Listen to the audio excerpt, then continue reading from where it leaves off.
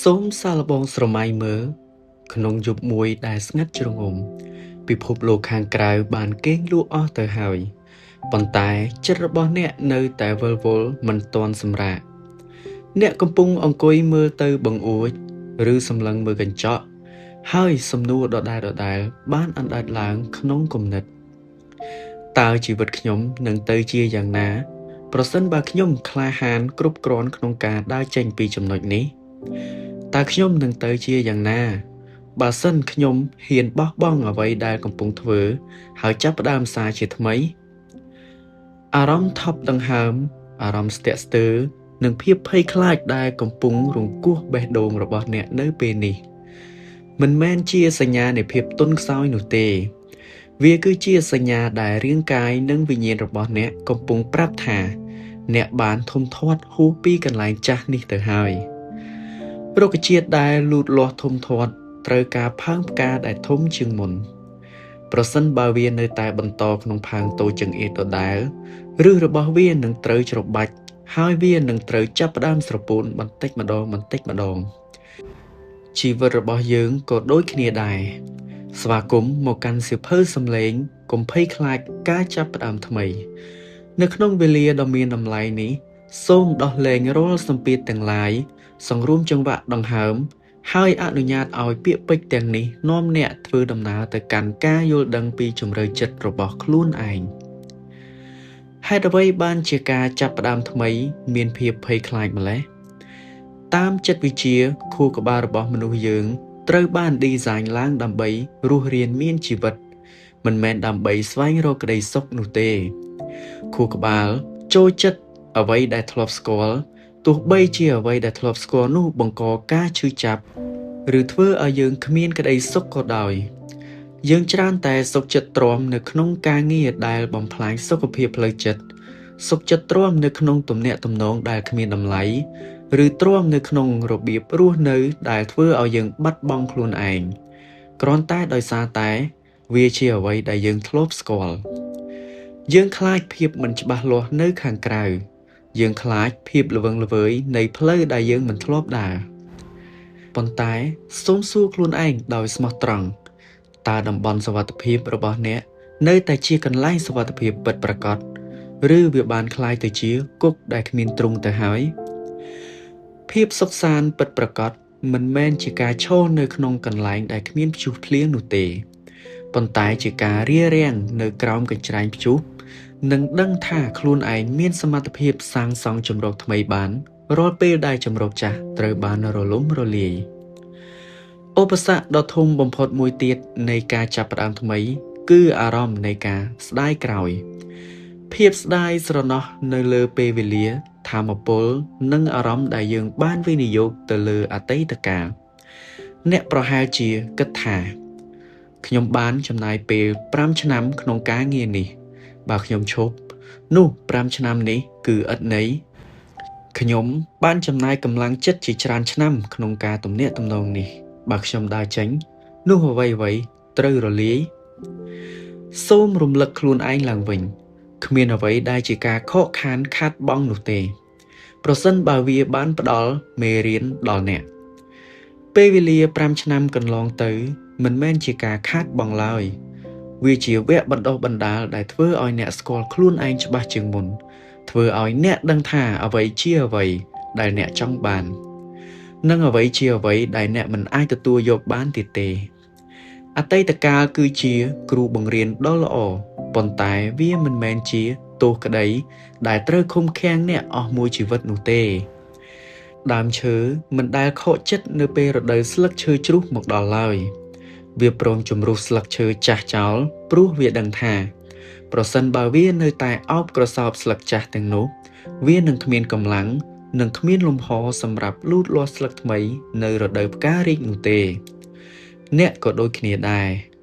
ដើម្បីទទួលយកកាដូថ្មីដែលជីវិតរៀបចំទុកឲ្យអ្នកត្រូវតែមានភាពក្លាហានក្នុងការលែងដៃពីអ្វីដែលលែងបម្រើដល់ការលូតលាស់របស់អ្នកហេតុអ្វីបានជាមនុស្សភាគច្រើនចោះចាញ់មុនពេលចាប់ផ្ដើមព្រោះតែយើងធ្លាក់ចូលទៅក្នុងអន្ទាក់នៃភាពឥតខ្ចោះយើងគិតថា ដើម្បីចាប់ផ្ដើមថ្មីយើងត្រូវតែមានផែនការដ៏ឥតខ្ចោះត្រូវមានលុយគ្រប់គ្រាន់ត្រូវមានជំនាញស្ទាត់ជំនាញឬត្រូវត្រៀមខ្លួនឲ្យបាន 100% ជាមុនសិនប៉ុន្តែការពិតដ៏ត្រជាក់មួយគឺការត្រៀមខ្លួន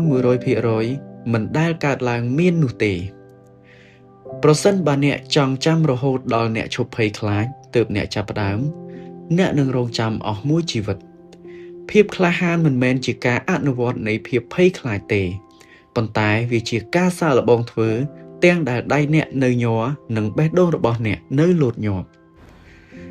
ដើម្បីចាប់ផ្ដើមថ្មីដោយមិនមានសម្ពាធសូមប្រើវិធានការជំហាន 1% ទី 1 កុំមើលកំពូលភ្នំទាំងមូលប្រសិនបើអ្នកមើលទៅកំពូលភ្នំអ្នកនឹងមានអារម្មណ៍ថានឿយហត់ភ្លាមសូមសម្លឹងមើលតែមួយជំហានដែលអ្នកនៅចំពោះមុខនៅថ្ងៃនេះទី 2 កាត់បន្ថយគោលដៅឲ្យតូចបំផុតប្រសិនបើការចាប់ផ្ដើមអាជីវកម្មថ្មីធំពេកសូមចាប់ផ្ដើមត្រឹមតែការស្រាវជ្រាវព័ត៌មាន15នាទីប្រសិនបើការផ្លាស់ប្ដូរទម្លាប់ពិបាកពេកសូមចាប់ផ្ដើមត្រឹមការអានសៀវភៅ2ទំព័រឬហាត់ប្រាណ5នាទីទី 3 អនុញ្ញាតឲ្យខ្លួនឯងធ្វើមិនទាន់ល្អនៅពេលចាប់ផ្ដើមដំបូងវាជាធម្មតាដែលស្នាដៃរបស់អ្នកមិនទាន់ល្អឥតខ្ចោះការធ្វើបានអាក្រក់ប្រសើរជាងការធ្វើមិនបានអ្វីសោះព្រោះការធ្វើបានអាក្រក់អាចកែតម្រូវបានប៉ុន្តែការមិនបានធ្វើគ្មានអ្វីត្រូវកែតម្រូវឡើយមានសមាសភាពមួយទៀតដែលតែងតែលួចបំផ្លាញក្តីស្រមៃរបស់យើងនោះគឺនាឡិកាសង្គមតែងតែបង្កើតច្បាប់ដែលគ្មានរូបរាងមកដាក់លើរូបអ្នកអាយុ25ត្រូវតែមានការងារច្បាស់លាស់អាយុ30ត្រូវតែរៀបការនិងមានផ្ទះអាយុ40ហួសពេលក្នុងការចាប់ផ្ដើមធ្វើអ្វីទៅហើយសូមបោះបង់ចោលនាឡិការបស់អ្នកដទៃចេញពីជីវិតរបស់អ្នកនៅក្នុងពិភពលោកនេះមានមនុស្សដែលបញ្ចប់ការសិក្សានៅអាយុ22ឆ្នាំប៉ុន្តែត្រូវរងចាំ5ឆ្នាំទើបបានការងារល្អមានមនុស្សដែលក្លាយជាប្រធានក្រុមហ៊ុននៅអាយុ25ឆ្នាំប៉ុន្តែត្រូវលាចាកលោកនៅអាយុ50ឆ្នាំហើយក៏មានមនុស្សដែលចាប់ផ្ដើមបង្កើនអាជីវកម្មដំបូងនៅអាយុ65ឆ្នាំហើយទទួលបានជោគជ័យដ៏អស្ចារ្យអ្នកមិនបានយឺតពេលទេហើយអ្នកក៏មិនបានលឿនពេកដែរអ្នកកំពុងស្ថិតនៅក្នុងល្វែងម៉ោងផ្ទាល់ខ្លួនរបស់អ្នកគ្មាននរណាម្នាក់ដើរជាន់ផ្លូវរបស់អ្នកទេហើយអ្នកក៏មិនចាំបាច់ប្រកួតប្រជែងជាមួយល្បឿនរបស់អ្នកណាម្នាក់ដែររាល់កំហុសឆ្គងរាល់ការបាត់បង់និងការចាប់ផ្ដើមសារជាថ្មីគឺជាផ្នែកមួយនៃផ្ទាំងគំនូរជីវិតដ៏មានតម្លៃរបស់អ្នកឥឡូវនេះសូមក្រឡេកមកមើលកាន់បេះដូងរបស់អ្នកឡើងវិញសូមសម្រួលស្មាសម្អាតចិត្តស្មុគស្មាញនិងដកដង្ហើមចូលឲ្យជ្រៅដកដង្ហើមចូលទទួលយកថាមពលនិងសេចក្តីសង្ឃឹមថ្មីដកដង្ហើមចេញរំសាយចោលនៅភាពភ័យខ្លាចនិងការព្រួយបារម្ភសូមចាំថានៅពេលអ្នកសម្រេចចិត្តចាប់ផ្ដើមថ្មីអ្នកមិនមែនកំពុងចាប់ផ្ដើមពីលេខ0នោះទេអ្នកកំពុងចាប់ផ្ដើមចេញពីបទពិសោធន៍ភាពរឹងមាំនិងប្រាជ្ញាដែលអ្នកបានសន្សំពេញមួយជីវិតមកនេះកុំអនុញ្ញាតឲ្យអតីតកាលមកកំណត់អនាគតរបស់អ្នកកុំឲ្យភាពភ័យខ្លាចនៃការបរាជ័យមានសម្លេងខ្លាំងជាងក្តីស្រមៃរបស់អ្នកទំព័រថ្មីនៃជីវិតរបស់អ្នកកំពុងរងចាំអ្នកសរសេរបិចស្ថិតនៅក្នុងដៃរបស់អ្នកហើយដើរចេញដោយទំនុកចិត្តញញឹមស្វាគមន៍ថ្ងៃស្អែកហើយប្រាប់ខ្លួនឯងថាខ្ញុំក្លាហានគ្រប់គ្រាន់ខ្ញុំស័ក្តិសមនឹងទទួលបានជីវិតដ៏ល្អប្រសើរហើយខ្ញុំនឹងចាប់ផ្ដើមនៅថ្ងៃនេះសូមអរគុណសម្រាប់ការចំណាយពេលដ៏មានតម្លៃស្ដាប់នៅសៀវភៅសំឡេងមួយនេះសូមជូនពរឲ្យអ្នកជួបតែភាពក្លាហានពន្លឺនិងសេចក្តីសុខនៅលើផ្លូវនៃការចាប់ផ្ដើមថ្មីមួយនេះសូមអរគុណ